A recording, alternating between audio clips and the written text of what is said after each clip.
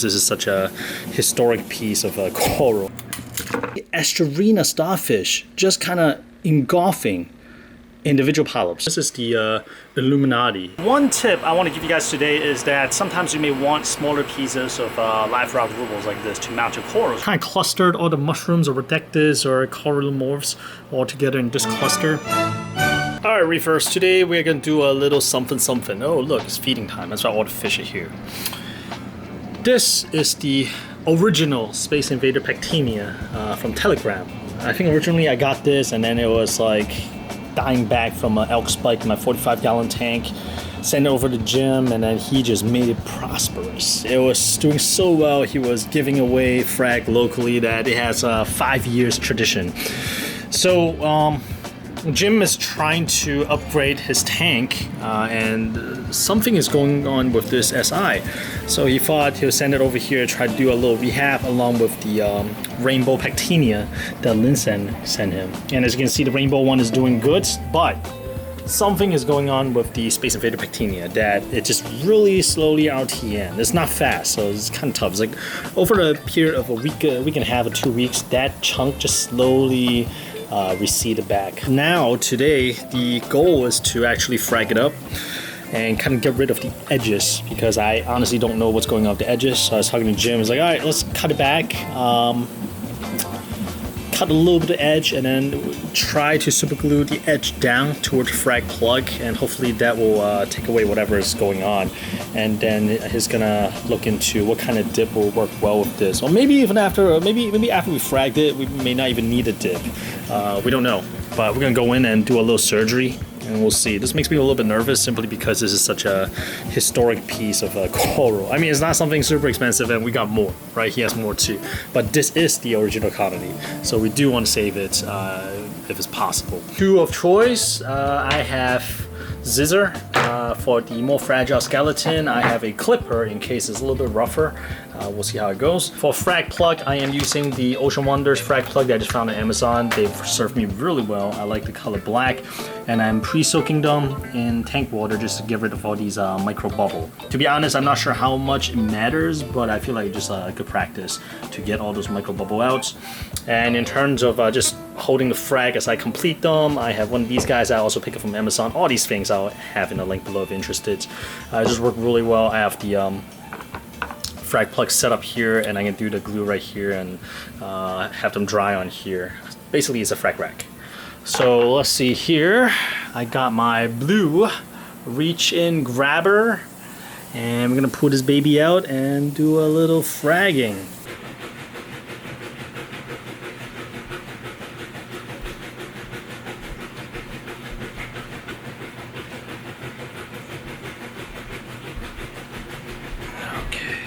As a test, I'm gonna just use the scissor to cut a piece of the skeleton that's already dead.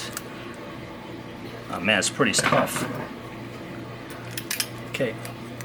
Yeah, clipper probably works better in my particular case because there are some thicker branches I'm trying to break off. So let me try that.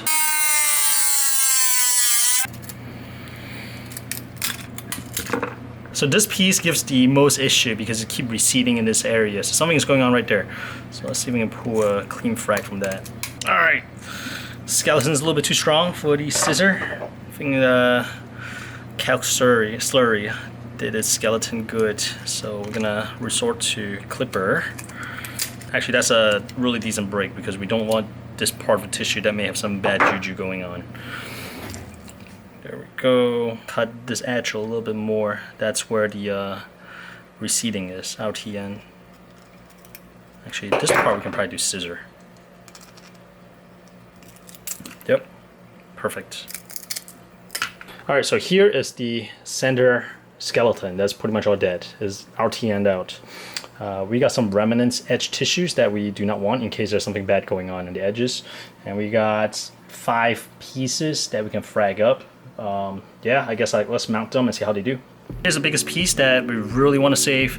There's a nice flat edge right here, which happens to be where the tissue ends, which is perfect because we kind of want to super glue it down in case something is going on there.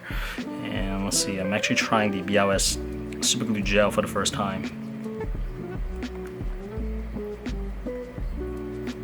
Yeah, has a pretty decent review online, so we'll see how it performs. Dab it in. I gave a pretty generous amount. Find a nice flat spot. This is perfect. I'll press it for about 30 seconds. I'm not going to use instant sets because we're attaching live tissue, so I don't want to risk it heating up and damaging the tissue. So let it do its thing a little bit longer. The second piece, this one, clean up the edges a little bit.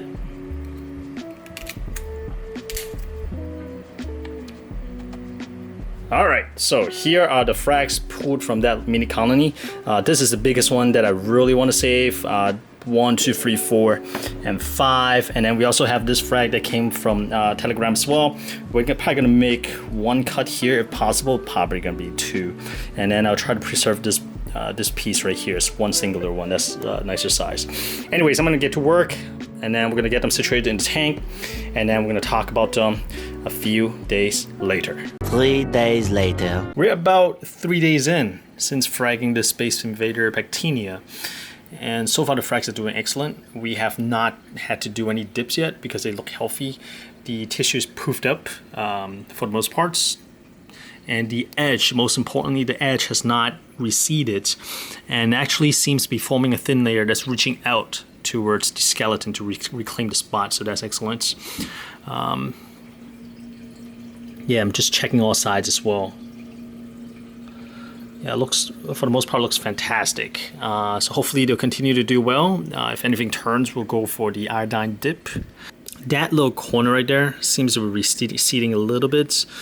So I may snip off that a little bit because that was remnants from before fragging. So that little piece of receding tissue was there before, and it seems to receded a little bit, maybe like 1/4 inch, but I'll keep an eye out on that little protrusion, and that's why I'm doing this video record as well, so I can go back and see. 2 weeks later. All right, fellas, in the last half year or so, I have made this really interesting observation about my GMK Zoas. These GMK, or the Grandmaster Kraken Zoas, has the poor reputation of growing well and then randomly just melting. And I'll tell you, for the past week or two, and they go through stretches of time, I will see Asterina Starfish just kind of engulfing individual polyps, kind of like right here. That's why I'm here, want to show you. I grabbed the camera first instead of like picking them off. For the last couple days, I've been picking Asterina Starfish off of polyps of GMK. Now, I don't think the starfish is like eating the Zoa polyp per se. My guess is maybe it's attracted to some of the microalgae or maybe even the mucus of the Zoas. I don't know. But these starfish are not attacking, quote unquote, attacking any of the other Zoas except for the GMK in my particular case. And I have all types of different Zoas here. Look at this. I even have a Zoa garden. I never had issue with Asterina Starfish on top of a Zoa just sucking the life out of it like this. Well, actually, let me rephrase. It is most likely not trying to suck the life out of the Zoa polyps, but just something on top of it or growing on top of the polyp. It's attracting these starfish. Anyways, enough talking. Let me go ahead and pick those guys off. And I may have lost 1 or 2 polyps in the ordeal. Look at the side. That side, there's like 2 really sad looking close-up polyps. Those should be like nice and full and fat, just like these guys. Man, but that may be one of the reasons why these GMK seems to just melt, quote-unquote, overnight. They say keeping a reef tank is fun, right? Look at all these things. Well, in a way, it is kind of fun. It's kind of like, it's not something that you expect. A starfish going after a Zoas, allegedly. All right, reefers. This week's mission is to clean up the tank of loose frags that are kind of growing in, or like coral that removed, but remnants remain, so they start sprouting again. For example, this Gorgonian right here, I pulled it couple times already, but always kind of comes back in that area, so I figure I'll just do it one more time. Same thing with these orange clove right here. I mean, it's absolutely beautiful, but if left unchecked, it'll totally just take over the entire area. For example, look at the frag rack right there. It's completely covered by the firework clove. Slightly different coloration, equally beautiful, equally almost invasive, but the good thing about clove coral is that they're really easy to pull off, so that's what I'm going to do here. The other thing I really want to address if possible are these grandes. I also pulled these grandes maybe like half a year ago, but some tissue remains, so they start coming back. And the reason I really want to pull those, even though they look fantastic, is that they are venomous. And I really don't feel like dealing with palitoxins, especially with 2 kids running around. So I'll pull the whole rock out, clean those up, clean these guys up. And you notice that I have a lot of like loose zoas on the ground, same thing with loose mushrooms. So I'm gonna try to do another zoa island similar to this, seeing how happy the zoas are. So I think I have some rocks just kind of sitting out in the yard. I'm gonna rinse them off and then break them up and try to see if we can do another zoa garden of some sort over here. The other thing, bonus point, a stretch goal, if you will, is to see if I can somehow remove this Ganipora from this big rock and just isolate it. It's just totally consuming the aquascape in terms of like this area right here. You probably do not notice, but I actually have 2 or 3 different types of zoas right here. I actually even have a different types of Gani on the other side. That's actually really beautiful. It's like a hot pink stem with like bright neon green polyp. You can see one polyp right there is kind of floating out, but it's completely blocked by this guy. And I feel like the more I look at it, the more this one looks similar to the one in the back. The one in the back is kind of like a lighter pink. This one is like a deep red. So maybe it's slightly different, but the variation is so small that I'm not going to miss it if I have to move it to the side a little bit. So I'll see how this encrusts onto the rock and see if I can safely kind of chip this whole piece off and let the zoa recolonize the whole rock. Closer look on these rocks right here. Look at this. They may look similar, but this is actually a different type of zoas. This is the Illuminati. It's a little pricier piece, and if placed next to these guys, I think this is like Devil's Armor or something like that. I'm not sure actually. It doesn't really stand out much. So one of the goal of the new Zoa Island is to kind of put contrasting Zoas, for example, like the Rasta versus Illuminati, right next to each other, so they show up a little better. But obviously we have some issue here as well because the Rasta is totally taking over the Illuminati. It's actually on a frag plug right here too. But it just shows like how overgrown these rocks are. But I am happy to look at how crazy the jawbreakers are colonizing these rocks. And that's one corals, or coral morphs, that I do not mind taking over the rocks because I absolutely love the jawbreaker line. Alright, Reefers, so one tip I want to give you guys today is that sometimes you may want smaller pieces of live rock rubbles like this to mount your corals, right? And you go online, you look for them, they may have like a little bucket full for like $20, $30, and they are pricey. So one thing that I've been doing is actually using these kind of discarded dry rock. These used to be live in my tank, but it could be pretty much any rock. Find one of these, just smash them on the driveway. If you don't have a driveway like me, just be a little bit more civilized. Use a flathead screwdriver or use a chisel and just hammer the heck out of it to break it up into many different pieces. I don't even want to call this a tip because this is almost like common sense, but that's something that I notice not a lot of people are doing. Basically just get a cheap piece of rock and just break it up and you end up with a bunch of these. That's perfect for cultivating little frags of corals. And here are the results. A couple pieces of medium-sized rock and a couple pieces of small-sized rock, and I can mount different zoas and different corals on it and can move it around the tank much better than one single boulder. So hope this helped. It looks a little cleaner, still not great, but you'll see that I kind of clean up the sand bed, well, not in terms of the diatom and aptasia here, but I clean up the sand bed with of the random frags that's kind of flying and laying around. All the zoas kind of clustered here. I see that I miss an aptasias, I miss some of these firework cloves right there, or rainbow cloves right there. But hopefully these zoas will go ahead and take over this rock, and I see that I probably need a little bit of a different color in this area of the rock. But we got some time to play with it, so that's okay. I've kind of clustered all the mushrooms or rhodectis or coral morphs all together in this cluster, and we'll sort it out a little bit later. I kind of turned this rock a little bit so all the awesome looking jawbreaker mushrooms are front and centered. I'm really proud of these guys. They're doing really well. It's like dropping babies all over the hand. Look at the one in the back, the one mostly red, that's the mother. It has some nice green sparches coming in. So I have a lot of jawbreaker just kind of like floating around, which I absolutely love. And while we're here, we can also take a peek at the Space Invader Pectinia that was fragged up, and to be honest, they kind of just holding steady and maybe even receded a tiny bit, which is not the end of the world because as long as it's not really just out here ending back fast, then I think we got some time, and I'm still kind of keeping an eye out to see which direction it goes. If it ever takes a turn for the worse, we are going to go start dipping. But for now, I'm still kind of trying to trust in the coral itself that's going to fight off whatever the issue was, and we'll see how it goes. But overall, I think the tank looks a little bit neater.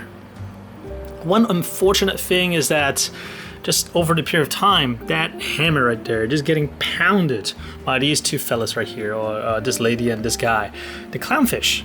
Ever since I sold off the roll spoke anemone that was like taking up that part of the tank, they've just been hosted in random corals, and lately, for the past 2 months or so, they've been really attached to that hammer right there, and they kind of love the hammer to death. And you see I already lost one polyp there. So I may have to move that hammer somewhere else. I see that the clowns are also kind of going into that chunks of Euphyllia garden. I don't know. I'm just waiting for them to go into the Colorado sunburst anemone. And it takes a while. These guys took about a year to find the original rose bulbs anemone, so I don't expect them to just kind of dive into that anemone over time right away. And besides, that anemone is still kind of small. But recently, if you've looked at the last video, that anemone moved from down here, just kind of walked its way up the wall, and has been in that general vicinity for the last 2 weeks or so. And the foot is holding fast, so I don't mind it. Honestly, I don't mind it if it ends up staying there. But usually with bubble tip, they like to dig their feet or their foot into a crevice and then reach under and out. So it's kind of like a weird spot for it to stay that long at. And anyways, I'm keeping an eye out, see how it does. And I am really considering moving the hammer somewhere else. But then again, I'm afraid that once I move the hammer, it's going to go into other things like the torch or like those frog spawn right there. So it's kind of like, just hurry up and move into the awesome Colorado sunburst anemone that I got for you guys back there. Come on, help me out here. The other thing that I mentioned earlier in this video is the Asterina Starfish. And as you can see, I did lose those polyps that I found the starfish on top of. And I don't care what anybody says, but to me, those Asterina Starfish, at least the ones I got in the tank, it's definitely going, well, it's not going after corals, but they definitely caused the demise of the GMK. And here I am thinking, like, there are a lot of stories about Grandmaster Kraken Zoa just randomly melt overnight or whatever. I wonder if that has something to do with these Asterina Starfish.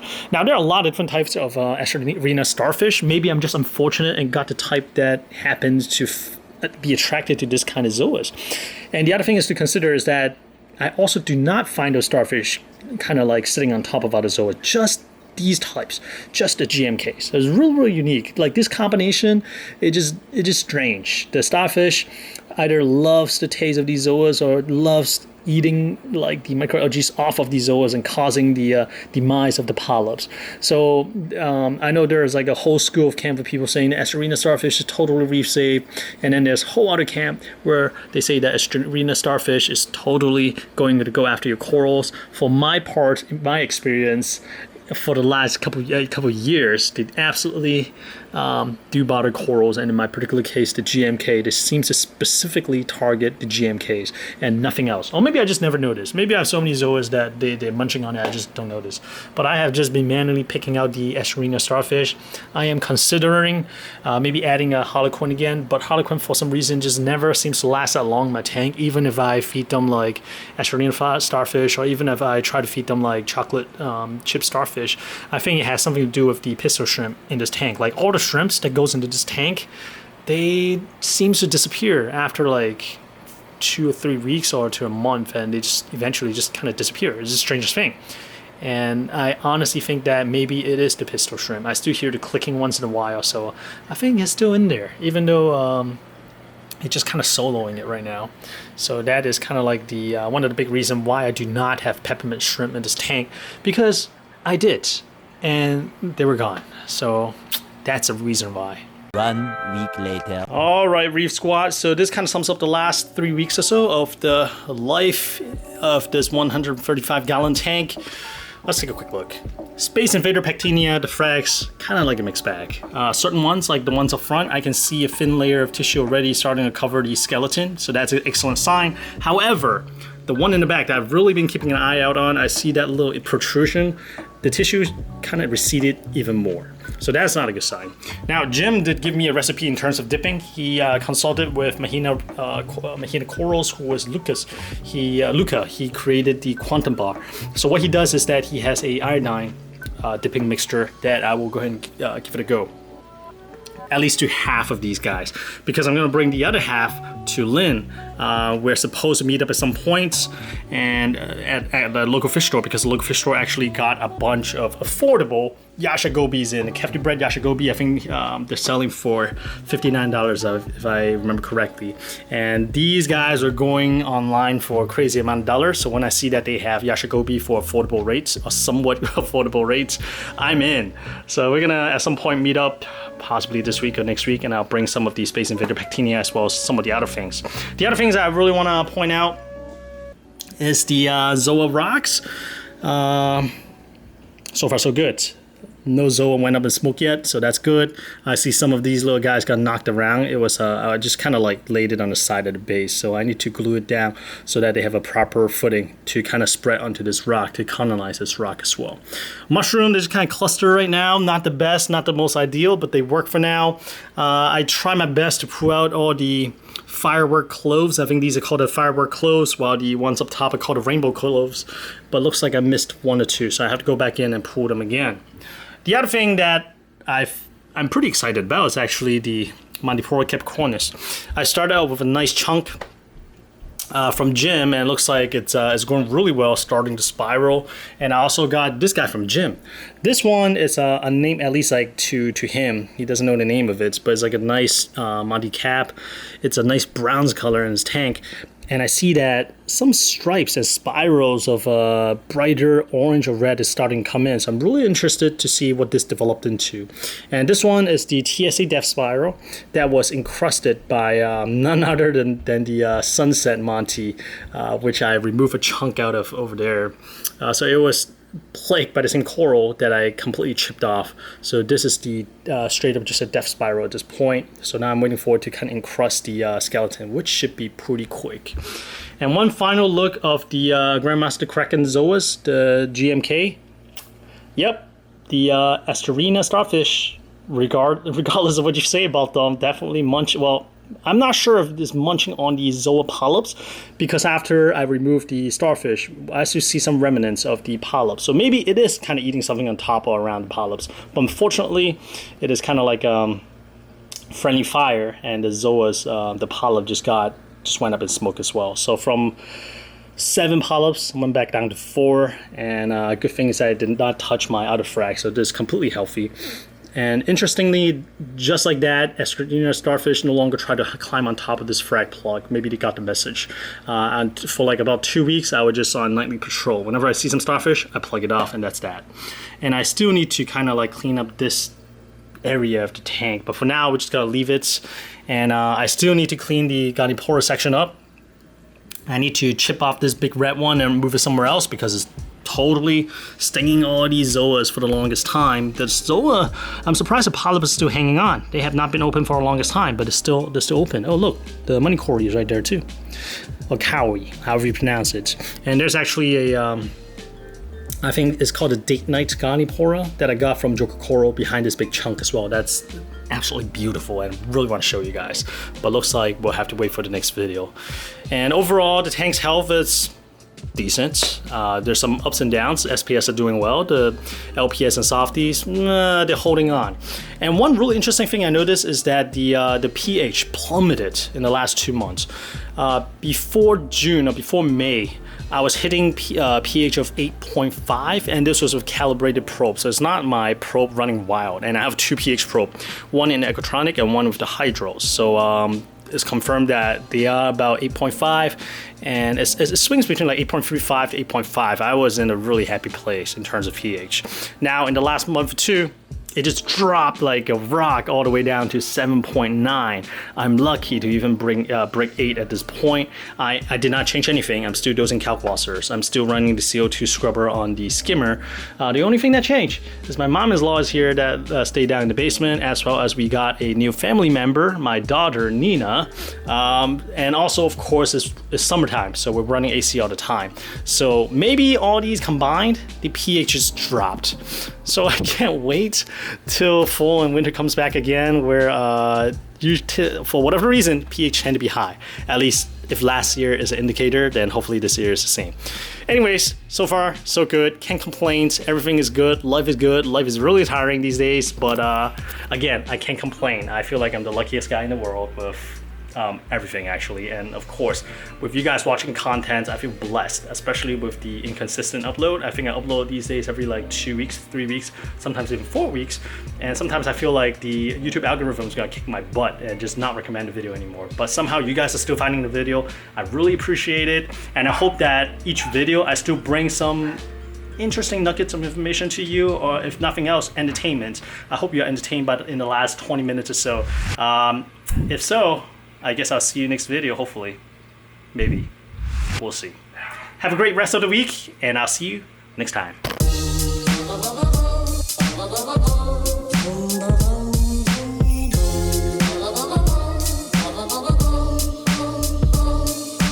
Disaster struck.